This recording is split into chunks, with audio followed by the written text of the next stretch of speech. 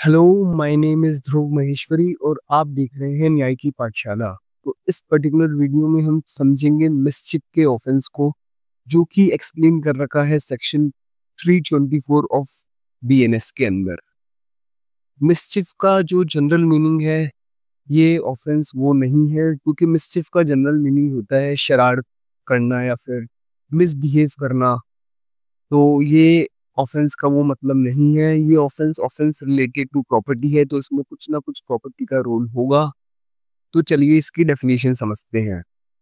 तो मिसचिफ की डेफिनेशन को समझते हैं हम। मिसचिफ की डेफिनेशन कहती है कि कोई भी व्यक्ति जानबूझ के विद द इंटेंशन कोई ऐसा कार्य करता है जिससे किसी व्यक्ति को रॉन्गफुल लॉस हो, या फिर वो इस नॉलेज के साथ में वो एक्ट करता है, उसको पता है कि उस कार्य को करने से किसी व्यक्ति का रॉन्गफुल लॉस हो सकता है। ये जानते हुए भी या फिर इस इंटेंशन के साथ में वो किसी प्रॉपर्टी को डिस्ट्रॉय करता है, या फिर किसी प्रॉपर्टी में एक ऐसा चेंज लेके आता है जिससे उस प्रॉपर्टी की वैल्यू डाउन होती है, तो ये समझा जाएगा उस व्यक्ति ने मिसचिफ का ऑफेंस कमिट किया है। इसका एग्जाम्पल हम लेते हैं चेन्नई एक्सप्रेस मूवी से। चेन्नई एक्सप्रेस मूवी में एक सीन था जिसमें एक दो जने शाहरुख खान के फोन को चलती हुई ट्रेन से बाहर फेंक देते हैं। तो यहाँ पे उन लोगों ने मिसचिफ का ऑफेंस कमिट किया है, क्योंकि उनने किसी की प्रॉपर्टी को डिस्ट्रॉय किया है। इसके अलावा जो नॉलेज का एग्जाम्पल है वो ये है कि सपोज करो मेरी एक भैंस है जो कि किसी के खेत में घुस गई है। मेरा इंटेंशन नहीं है कि मैं उसकी खेत को खराब करूं या फिर मेरी भैंस उसके खेत को खराब करे, पर मुझे नॉलेज है कि अगर मेरी भैंस उसके खेत में घुसी है तो ऐसा हो सकता है कि वो उसके खेत को तबाह कर सकती है। ऐसी नॉलेज होते हुए भी अगर मैं नहीं रोकता मेरी भैंस को और मेरी भैंस उसके खेत में घुस के उसकी फसल को नुकसान पहुंचाती है, तो मैं मिसचिफ के लिए लाइबल हूँगा। या फिर नॉलेज का एक और एग्जांपल लेते हैं, बहुत कॉमन एग्जांपल है कि दिवालियों में लोग बाग क्या करते हैं, लोग बाग सीधा रॉकेट छोड़ने की जगह टेढ़ा मेढ़ा रॉकेट छोड़ देते हैं। तो जब आप टेढ़ा रॉकेट छोड़ रहे हो तो आपका इरादा नहीं होता कि उस रॉकेट से किसी का नुकसान हो, पर अगर वो रॉकेट टेढ़ा किसी के घर में चले जाए और किसी घर में कोई चीज तोड़ दे, तो यहाँ पे आप मिसचिफ के लिए लाइबल हो गए।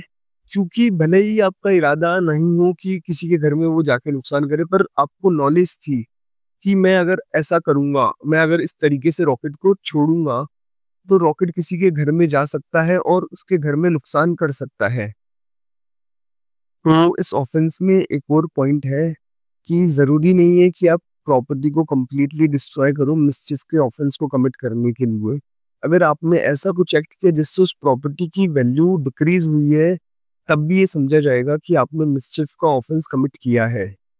फॉर एग्जाम्पल, कोई स्केच है किसी आर्टिस्ट ने बनाया है जिसकी बहुत वैल्यू है मार्केट के अंदर।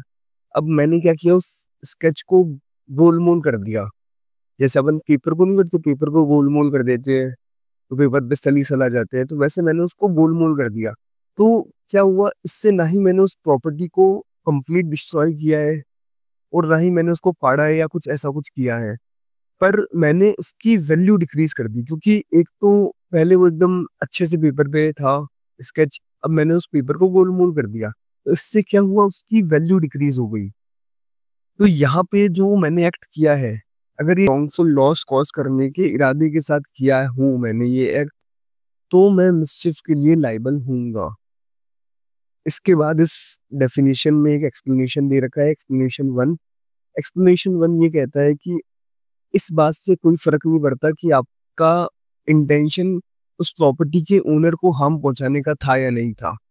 अगर आप उस प्रॉपर्टी के ओनर को नहीं भी जानते होंगे, तब भी अगर आपने प्रॉपर्टी डिस्ट्रॉय करी है रॉन्गफुल लॉस कॉज करने के इरादे के साथ किया है, तो ये समझा जाएगा कि आपने मिसचिफ का ऑफेंस कमिट किया है।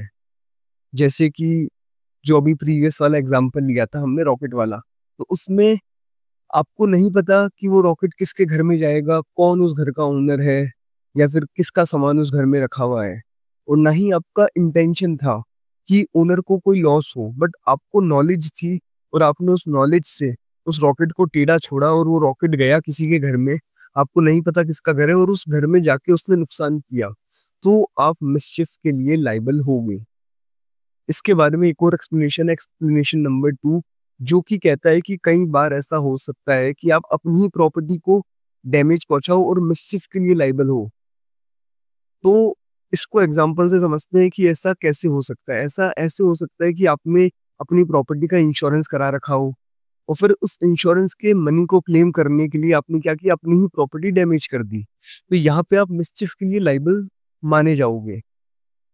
बहुत बार होता है कि लोग गोदामों का फायर इंश्योरेंस करवा लेते हैं और उसके बाद खुद ही जानबूझ के गोदाम में आग लगवा देते हैं, ताकि बाद में आप इंश्योरेंस का मनी क्लेम कर सको। होप करते हैं कि आपको ये वीडियो पसंद आई होगी और मिलते हैं अब नेक्स्ट वीडियो में अगले ऑफेंस के साथ।